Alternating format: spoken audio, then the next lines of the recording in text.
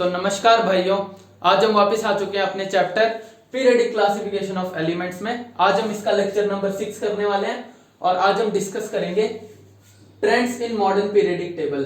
ठीक है, ट्रेंड्स का क्या मतलब होता है कि जब मैं किसी भी मॉडर्न पीरियडिक टेबल में अलोंग द ग्रुप और अलोंग द पीरियड मूव करता हूं तो जो मेरी प्रॉपर्टीज हैं एलिमेंट्स की वो किस प्रकार चेंज होती हैं। और प्रॉपर्टीज में क्या क्या आता है, जैसे एटॉमिक साइज हो गया, आपका मेटेलिक नॉन मेटेलिक कैरेक्टर, ये किस प्रकार चेंज होता है, यही हम इस लेक्चर में डिस्कस करने वाले हैं। लेकिन trends in modern periodic table start करने से पहले आपका कुछ बेसिक बातें जानना जरूरी है। और वो बेसिक बातें क्या है, जैसे कि वैलेंसी। वैलेंसी क्या होती है? The valency of an element is determined by the number of valence electron present in the outermost shell of its atom. किसी भी एटम के आउटरमोस्ट शेल में या वैलेंस शेल में कितने नंबर ऑफ इलेक्ट्रॉन्स प्रेजेंट है, उसी को हम उस पर्टिकुलर एटम की वैलेंसी कहते हैं। ठीक है, फिर आता है दूसरा इलेक्ट्रोपॉजिटिविटी। और इलेक्ट्रोपॉजिटिविटी शो कौन करते हैं? मेटल्स। ठीक है, तो इसका क्या मतलब होता है, अगर आपको पता हो मेटल्स की टेंडेंसी होती है एक कि जब वो किसी भी नॉन मेटल के साथ कंबाइन करते हैं तो वो अपने इलेक्ट्रॉन्स नॉन मेटल को दे देते हैं। ठीक है, तो उसी को हम कहते हैं कि जो मेटल्स है हमारे वो इलेक्ट्रोपॉजिटिव इन नेचर है या मेटल्स के पास इलेक्ट्रोपॉजिटिविटी है। वैसे ही जो हमारे नॉन मेटल्स होते हैं जब वो मेटल्स के साथ कंबाइन करते हैं, ठीक है, तो वो इलेक्ट्रॉन्स ले लेते हैं मेटल्स से, इलेक्ट्रॉन्स वो ले लेते हैं। तो इसी को हम क्या कहते हैं, इसी टेंडेंसी को हम कहते हैं कि ये नॉन मेटल्स की इलेक्ट्रोनेगेटिव टेंडेंसी है या नॉन मेटल्स की ये इलेक्ट्रोनेगेटिविटी है। ठीक है, तो ये हो गया आपका दूसरा पॉइंट। अच्छा, अब तीसरा क्या है, चौथा पॉइंट क्या है, atomic size. The term atomic size refers to the radius of an atom. किसी भी पर्टिकुलर आइसोलेटेड एटम, यहां पे एटम नहीं, स्पेसिफिकली एक आइसोलेटेड एटम लिखना चाहिए था। आइसोलेटेड का क्या मतलब होता है, जिसे दुनिया से कोई मतलब नहीं है, एक ऐसा एटम जो दुनिया से कंप्लीटली अलग है, ना उसमें नेचर का कुछ इफेक्ट पड़ रहा है, ना उसमें एयर का कुछ इफेक्ट पड़ रहा है, उसमें कोई भी इफेक्ट नहीं पड़ रहा। ठीक है, वो बिल्कुल अलग है। मान लो मैं एक सोडियम का एटम लेता हूं, उसको मैं बिल्कुल स्पेस में छोड़ के आ जाता हूं, तो मैं एज्यूम कर सकता हूं कि जो वो एटम है पर्टिकुलर सोडियम का, वो आइसोलेटेड स्टेट में या आइसोलेटेड पोजीशन में जा चुका है। ठीक है, तो यहां पे मैं क्या कह रहा हूं, the term atomic size refers to the radius of an atom. किसी भी पर्टिकुलर आइसोलेटेड एटम का जो रेडियस होगा वही उसी को हम कहते हैं कि वो उस पर्टिकुलर एटम की एटॉमिक साइज है। ठीक है, अब हम इसको थोड़ा सा एक्सप्लेन अब हम इसको थोड़ा डीप में जाके समझते हैं कि एटॉमिक साइज का क्या मतलब होता है। ठीक है, उसके लिए मैं ये सब रफ करता हूं।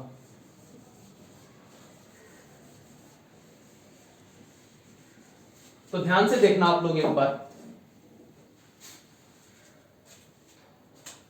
कि जैसे मान लो ये मेरे पास एक पर्टिकुलर एक आइसोलेटेड एटम है। इस किसी पर्टिकुलर आइसोलेटेड एटम का ये न्यूक्लियस है और फिर ये ऑर्बिट्स हैं या शेल्स हैं जिनमें इलेक्ट्रॉन्स रिवॉल्व करते हैं। ठीक है, अब मान लो इसी पर्टिकुलर एटम का एक आउटर मोस्ट शेल है। इसी पर्टिकुलर एटम का जो ये वाला शेल है, ये आउटर मोस्ट शेल है, आउटर मोस्ट शेल और वैलेंस शेल। ठीक है, और यहां पे कुछ ना कुछ इलेक्ट्रॉन्स तो जरूर होंगे। ठीक है, यहां पे कुछ ना कुछ इलेक्ट्रॉन्स तो जरूर होंगे क्योंकि ये वैलेंस शेल है किसी एटम का। तो जो इस पर्टिकुलर न्यूक्लियस और जो वैलेंस शेल के बीच का जो डिस्टेंस होता है उसी को हम क्या कहते हैं, atomic size. Atomic size of an atom और एटॉमिक रेडियस, उसी को हम क्या कहते हैं, एटॉमिक रेडियस। यही हमारी एटॉमिक रेडियस है और इसी को हम एटॉमिक साइज के रूप में भी कई बार डिफाइन कर देते हैं। ठीक है, तो ये चीज तो हो गई हमारी बेसिक बातें। अब चलते हैं थोड़ी अच्छी बातों की तरफ। अब हमारी अगली बात किस बारे में होने वाली है, अब हम देखेंगे कि साइज में क्या ट्रेंड फॉलो करता है। ठीक है, इस पीरियडिक टेबल में अगर मैं डाउन द ग्रुप जाता हूं या लेफ्ट टू राइट जाता हूं पीरियड में, तो साइज पे क्या प्रभाव पड़ता है। ठीक है, तो ध्यान से देखना, अगर मैं डाउन द ग्रुप जाता हूं तो जो साइज है, साइज मेरा बढ़ता है, साइज मेरा जो है एटम्स का, इन पर्टिकुलर एलिमेंट्स के एटम्स का जो साइज है वो मेरा बढ़ता है। साइज क्यों बढ़ता है? क्योंकि एक नया शेल ऐड होता रहता है। अच्छा, अब आप लोग सोचेंगे भैया ये नया शेल ऐड होता रहता है, इसका क्या मतलब है? ये मैंने आपको लास्ट लेक्चर में अच्छे से एक्सप्लेन करा था, आप वहां से जाके देख सकते हैं। तो मैं क्या कह रहा था कि जब हम डाउन द ग्रुप जाते हैं तो जो एलिमेंट्स का साइज है या पर्टिकुलरली एलिमेंट्स के एटम्स का जो साइज है वो बढ़ता है। क्यों बढ़ता है? क्योंकि एक एक्स्ट्रा नया शेल जो है वो ऐड होता है on moving down the group. अच्छा, ये डाउन द ग्रुप की बात हो गई। अच्छा, अब जब हम लेफ्ट टू राइट जाते हैं, जब हम लेफ्ट टू राइट मूव करते हैं, तो लेफ्ट टू राइट जब हम मूव करते हैं तो क्योंकि हमारा इफेक्टिव न्यूक्लियर चार्ज बढ़ता है, हमारा इफेक्टिव न्यूक्लियर चार्ज बढ़ता है, इसके कारण लेफ्ट टू राइट जाने में हमारी जो साइज होती है वो डिक्रीज होती है, हमारा जो साइज होता है वो डिक्रीज होता है। अच्छा, अब आप लोग सोचेंगे कि भैया ये इफेक्टिव न्यूक्लियर चार्ज क्या होता है, हमें थोड़ा समझाओ अच्छे से कि क्या है इसका मतलब। तो देखो यार, इफेक्टिव न्यूक्लियर चार्ज, ध्यान से देखना थोड़ा, ठीक है। मान लो ये मेरा, मैं यहां पे एक एटम बना देता हूं, एक आइसोलेटेड एटम, ठीक है, ये उसका न्यूक्लियस है, ये बहुत सारे ऑर्बिट्स हैं या शेल्स हैं, और मान लो इस पर्टिकुलर एटम का ये वैलेंस शेल है, ठीक है। तो इस एटम का जो पहला शेल है इसमें मान लो 2 इलेक्ट्रॉन्स हैं, एक इलेक्ट्रॉन ये, एक इलेक्ट्रॉन ये। दूसरे शेल में मान लो 8 इलेक्ट्रॉन्स हैं, 1 2 3 4 5 6 7 8, ठीक है। अब जो इसका वैलेंस शेल है, मान लो इस पर्टिकुलर एटम के वैलेंस शेल में 2 ही इलेक्ट्रॉन्स है, इधर और इधर, तो ठीक है। तो nuclear charge, effective nuclear charge का क्या मतलब होता है कि जो न्यूक्लियस है, न्यूक्लियस में आपको पता है ना कितने नंबर ऑफ प्रोटॉन्स होते हैं न्यूक्लियस में। किसी भी एटम का, किसी भी पर्टिकुलर एटम का जो एटॉमिक नंबर होता है वही उस पर्टिकुलर एटम के नंबर ऑफ प्रोटॉन्स के इक्वल होता है, ठीक है। तो क्या मैं कह सकता हूं कि जो भी इस पर्टिकुलर एलिमेंट का, जो भी इस पर्टिकुलर एलिमेंट या एटम का एटॉमिक नंबर होगा उतने ही इसके न्यूक्लियस में प्रोटॉन्स होंगे, ठीक है, उतने ही इसके न्यूक्लियस में प्रोटॉन्स होंगे, ठीक है। तो जो प्रोटॉन्स होते हैं वो पॉजिटिवली चार्ज्ड होते हैं।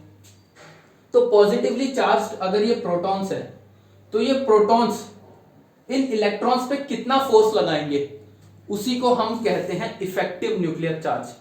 ये प्रोटॉन्स जितने भी हैं इस न्यूक्लियस के अंदर प्रोटॉन्स, ये इन वैलेंस शेल के इलेक्ट्रॉन्स पे कितना ज्यादा फोर्स लगाएंगे, उसी को हम क्या कहते हैं, इफेक्टिव न्यूक्लियर चार्ज। तो अब आप लोग यहां सोचेंगे कि भैया ये तो सिंपल इफेक्टिव, इसको तो हम सिंपली न्यूक्लियर चार्ज भी कह सकते थे, इसको हम सिंपली न्यूक्लियर चार्ज भी कह सकते थे, क्योंकि न्यूक्लियस इलेक्ट्रॉन्स पे चार्ज लगा रहा है, तो क्या हम इसको सिंपली न्यूक्लियर चार्ज नहीं कह सकते थे? तो मैं कहूंगा कि ध्यान से देखना कि जब ये प्रोटॉन्स या जब ये nucleus in particular valence electrons पे फोर्स लगाता है तो इस न्यूक्लियस और ये जो इलेक्ट्रॉन्स पे जो फोर्स लगाएगा, इसके बीच में ये जो बीच वाले इलेक्ट्रॉन्स हैं ये सारे रास्ता रोकेंगे, इसके इस न्यूक्लियस के फोर्स का इफेक्ट जो इन वैलेंस इलेक्ट्रॉन्स पे पड़ेगा, ये जो न्यूक्लियस है इस न्यूक्लियस के फोर्स का इफेक्ट जो इन वैलेंस इलेक्ट्रॉन्स पे पड़ेगा उसको रोकेंगे बीच में या शील्ड करेंगे। कौन से इलेक्ट्रॉन्स? जो ये बीच में इलेक्ट्रॉन्स प्रेजेंट है, ठीक है। तो क्या सारा का सारा न्यूक्लियर का चार्ज क्या इन दोनों इलेक्ट्रॉन्स पे लगेगा या इन दोनों वैलेंस इलेक्ट्रॉन्स पे लगेगा? मैं कहूंगा नहीं, सारा का सारा nuclear charge in particular valence electrons पे नहीं लगेगा। क्यों नहीं लगेगा? क्योंकि बीच में ये सारे इलेक्ट्रॉन्स भी हैं, ये सारे इलेक्ट्रॉन्स भी हैं, इस कारण इस न्यूक्लियस का पूरा चार्ज इनके ऊपर नहीं लगेगा। इसीलिए जितना बचा हुआ जो चार्ज होता है, जितना बचा हुआ न्यूक्लियस का चार्ज इन वैलेंस इलेक्ट्रॉन्स पे लगता है उसको हम कहते हैं इफेक्टिव न्यूक्लियर चार्ज, ठीक है। न्यूक्लियर चार्ज के आगे हमने एक वर्ड लगा दिया इफेक्टिव, क्योंकि पूरा का पूरा न्यूक्लियस का चार्ज जो है वो वैलेंस इलेक्ट्रॉन्स पे नहीं लग पा रहा। क्यों नहीं लग पा रहा? क्योंकि बीच में ये लोग रोक रहे हैं, बीच में ये सारे इलेक्ट्रॉन्स जो हैं रोक रहे हैं इस न्यूक्लियस को कि अपना सारा फोर्स इन पे लगा दे। ठीक है, तो ये चीज है। और हाँ, आप यहाँ पे ये भी सोच सकते हैं कि मान लो अगर यहाँ पे ये 8 के 8 इलेक्ट्रॉन्स होते ही ना, और यहाँ पे ये 2 इलेक्ट्रॉन्स भी नहीं होते, तब जो ये न्यूक्लियस है, तब जो ये न्यूक्लियस इन वैलेंस इलेक्ट्रॉन्स पे फोर्स लगाता अगर, तो उसको मैं कह सकता था न्यूक्लियर चार्ज। लेकिन अभी मैं इसको इफेक्टिव न्यूक्लियर चार्ज कहूंगा।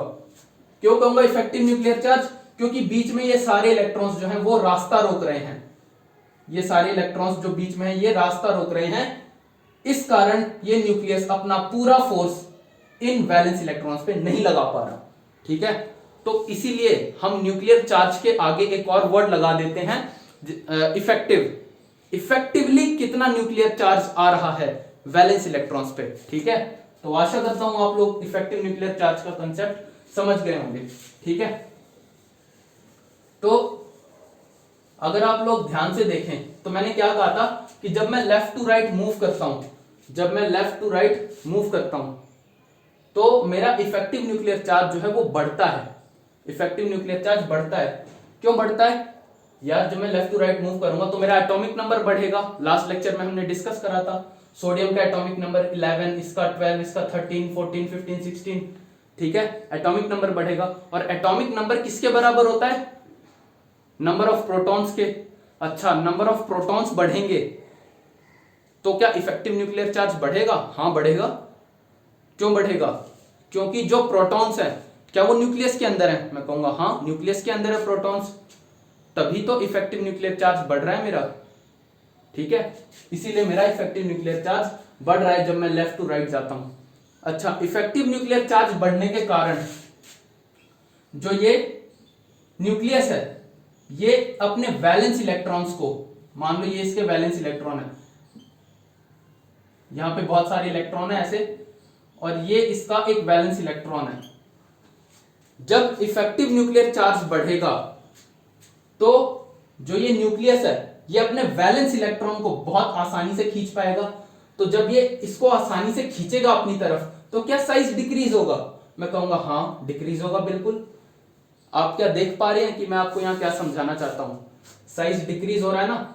इसीलिए मैं कहता हूं कि जब मैं लेफ्ट टू राइट मूव करता हूं, कि जब मैं लेफ्ट टू राइट मूव करता हूं तो जो मेरा इफेक्टिव न्यूक्लियर चार्ज है वो बढ़ता है। इफेक्टिव न्यूक्लियर चार्ज क्यों बढ़ रहा है भाई लोगों? एटॉमिक नंबर बढ़ रहा है।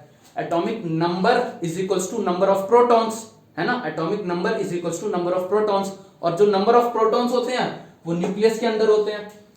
तो इफेक्टिव न्यूक्लियर चार्ज बढ़ गया। अब बढ़ गया इफेक्टिव न्यूक्लियर चार्ज, तो जो ये न्यूक्लियस है ये अपने वैलेंस इलेक्ट्रॉन्स को और अच्छे से खींचेगा अपने पास। अच्छे से खींचेगा तो जिसका रेडियस है क्या वो कम हो जाएगा? कहूंगा हाँ हो जाएगा कम। तो देखो हो गया कम। तभी तो हम कहते हैं कि जब हम लेफ्ट टू राइट मूव करेंगे, जब हम लेफ्ट टू राइट मूव करेंगे तो जो मेरा साइज है वो डिक्रीज होगा। तो ये हो गया साइज का ट्रेंड। अच्छा, अब दूसरा ट्रेंड कौन सा होता है? Metallic and non metallic character का। Metallic and non metallic character. तो जब मैं डाउन द ग्रुप जा रहा होता हूं, जब मैं डाउन द ग्रुप जाता हूं तो जो मेरा साइज है वो बढ़ता है। क्यों बढ़ता है साइज? क्योंकि एक नया शेल ऐड हो रहा है। नया शेल ऐड हो रहा है, मेरा साइज बढ़ रहा है। ठीक है, देखो ध्यान से, जब मैं डाउन द ग्रुप जाता हूं, मान लो मेरा लिथियम है, लिथियम का एटॉमिक नंबर कितना होता है? 3। तो 2 इलेक्ट्रॉन यहां आ गए, 1 इलेक्ट्रॉन यहां आ गया। अच्छा, फिर सोडियम है, सोडियम का एटॉमिक नंबर कितना होता है? 11। तो 2 यहां आ गए, 8 यहां आ गए और 1 यहां आ गया। ये हो गया सोडियम। तो क्या देख पा रहे हो, आपका साइज बढ़ गया। एक नया शेल ऐड होने के कारण साइज तो बढ़ गया। अच्छा, अब मैं बात कर रहा था मेटालिक कैरेक्टर की। मैंने क्या कहा था कि मेटल्स की एक टेंडेंसी होती है कि वो अपना इलेक्ट्रॉन दे देते हैं।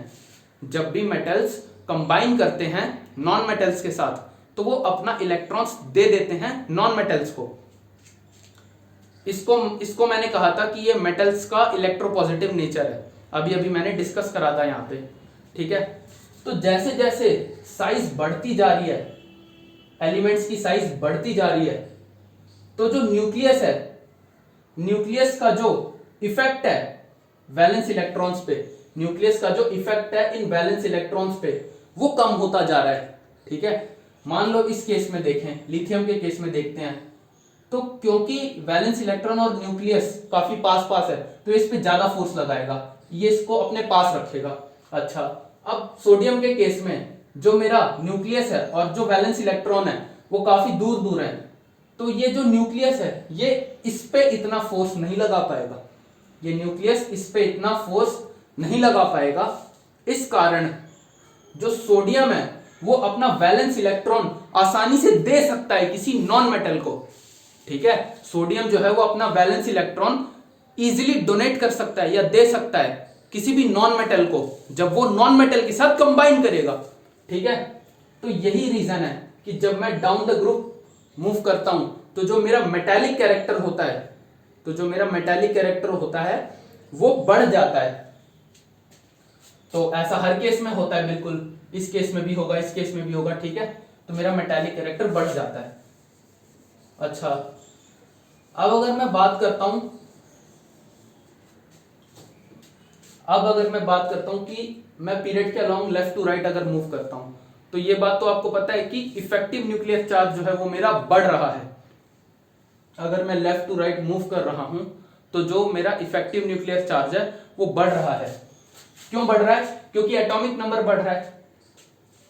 तो इफेक्टिव न्यूक्लियर चार्ज अगर बढ़ेगा तो जो न्यूक्लियस है, न्यूक्लियस जो है वो अपने वैलेंस इलेक्ट्रॉन्स को और अच्छे से होल्ड करेगा, जो न्यूक्लियस है वो अपने वैलेंस इलेक्ट्रॉन को और अच्छे से पकड़ के रखेगा। अगर न्यूक्लियस अपने वैलेंस इलेक्ट्रॉन को अच्छे से पकड़ लेगा तो जब ये एलिमेंट्स किसी के साथ कंबाइन होंगे तो ये अपना इलेक्ट्रॉन देना पसंद नहीं करेंगे, ये बल्कि इलेक्ट्रॉन लेना पसंद करेंगे।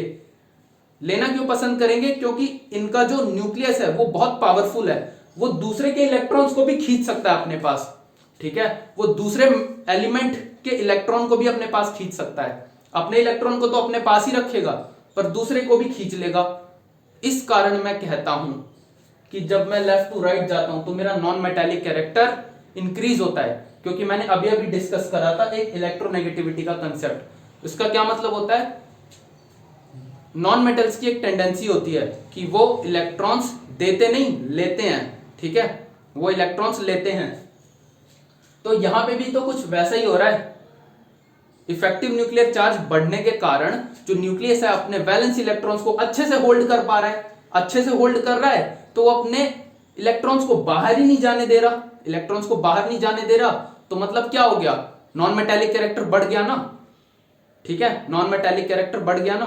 तो इसीलिए हम कहते हैं कि जब भी मैं लेफ्ट टू राइट मूव करता हूं तो जो मेरा नॉन मेटालिक कैरेक्टर है वो बढ़ता है। ऐसा हर केस में होगा, हर एक पीरियड के केस में, ठीक है। अच्छा, अब यहां पे एक और इंपॉर्टेंट बात नोट कर लेना। आपका ये कुछ डायगोनल सा बना हुआ है, यहां पे आपका ये कुछ डायगोनल सा बना हुआ है। ये सारे जो एलिमेंट्स है ना, boron, silicon, germanium, arsenic, antimony, tellurium, polonium, ये सारे जो हैं ये आपके मेटलॉइड्स हैं। मतलब इनकी जो प्रॉपर्टीज हैं वो मेटल्स और नॉन मेटल्स दोनों जैसी हैं। ये नॉन मेटल्स की तरह भी कई बार बिहेव करते हैं, कई बार मेटल्स की तरह भी बिहेव करते हैं। इस वजह से इनको हम मेटलॉइड्स कहते हैं, ठीक है, क्योंकि इनकी जो प्रॉपर्टीज होती है बीच में होती हैं। तो क्या हम अब ये कह सकते हैं कि देखो लेफ्ट साइड जितने भी एलिमेंट्स थे वो सारे मेटालिक इन नेचर थे। अगर मैं हाइड्रोजन को छोड़ देता हूं तो हाइड्रोजन एक एक्सेप्शन है, ठीक है, उसके अलावा जितने भी एलिमेंट्स थे लेफ्ट में सारे मेटालिक कैरेक्टर के थे। जैसे जैसे मैं आगे बढ़ा तो मेटालिक कैरेक्टर थोड़ा कम हुआ, मेटालिक कैरेक्टर कम हुआ और नॉन मेटालिक कैरेक्टर बढ़ा। इस वजह से हमारे बीच में क्या आ गए? मेटलॉइड्स आ गए। अच्छा, अब जब मैं मेटलॉइड्स को भी क्रॉस कर देता हूं तो मुझे सारे क्या मिलते हैं? नॉन मेटल्स मिलते हैं, ठीक है। ऑक्सीजन तो एक नॉन मेटल ही है ना, अरे ऑक्सीजन हवा वो तो एक नॉन मेटल ही है। तो देख पा रहे हो कुछ ऐसा सा हो रहा है, ये चीज है। अच्छा, अब एक और इंपॉर्टेंट पॉइंट है, याद रखना बस इसे, कि ऑक्साइड्स फॉर्म्ड बाय मेटल्स और बेसिक इन नेचर। जो भी ऑक्साइड्स मेटल बनाएंगे वो सारे बेसिक इन नेचर होंगे। फॉर एग्जांपल NaO, Na2O, जो आपका ये सोडियम ऑक्साइड होगा, क्योंकि ये एक मेटालिक ऑक्साइड है तो ये बेसिक इन नेचर होगा। ठीक है, अगर वही मैं बात करूं कार्बन डाइऑक्साइड की CO2, तो ये एसिडिक इन नेचर होगा, क्योंकि ये एक नॉन मेटालिक ऑक्साइड है। ठीक है, नॉन मेटालिक ऑक्साइड या ऐसा ऑक्साइड है ये जिसे नॉन मेटल ने बनाया है, तो ये एसिडिक इन नेचर होगा। ये दोनों पॉइंट्स जो हैं ये आपकी एनसीईआरटी बुक में सबसे लास्ट में लिखे हुए थे, तो मैंने इन्हें भी ले लिया साथ के साथ। ठीक है, तो चलो आशा करता हूं आपको ये सब समझ में आ गया होगा। मैंने तो पूरा अच्छे से डिस्कस कर लिया डीप में जाके। अगर आपको और आगे करना हो तो हम आगे भी लेक्चर्स करेंगे, इंपॉर्टेंट क्वेश्चन के लेक्चर्स बनाएंगे। तो तब तक के लिए थैंक यू, आप बने रहिए हमारे साथ।